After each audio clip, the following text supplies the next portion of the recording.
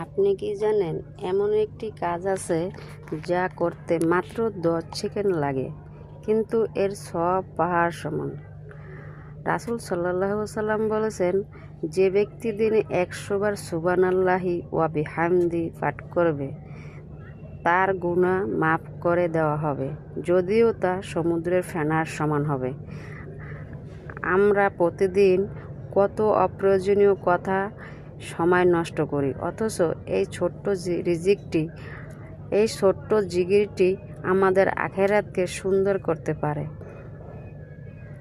আজ থেকেই অভ্যাস করুন, হাঁটতে হাঁটতে, কাজ করতে করতে বা অবসর সময় এই জিকির পড়ুন।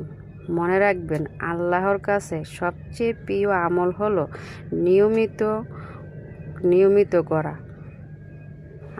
নিয়মিত করা ছোট ছোট আমল। মাত্র 10 সেকেন্ডের একটি জিকির বদলে দিতে পারে।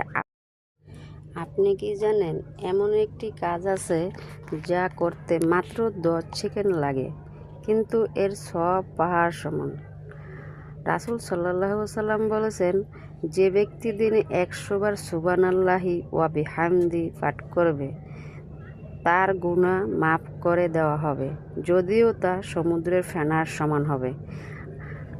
আমরা প্রতিদিন কত অপ্রয়োজনীয় কথা সময় নষ্ট করি, অথচ এই ছোট্ট জিগিরটি আমাদের আখিরাতকে সুন্দর করতে পারে। আজ থেকেই অভ্যাস করুন, হাঁটতে হাঁটতে, কাজ করতে করতে বা অবসর সময় এই জিকির পড়ুন। মনে রাখবেন, আল্লাহর কাছে সবচেয়ে প্রিয় আমল হলো নিয়মিত করা ছোট ছোট আমল। মাত্র 10 সেকেন্ডের একটি জিকির বদলে দিতে পারে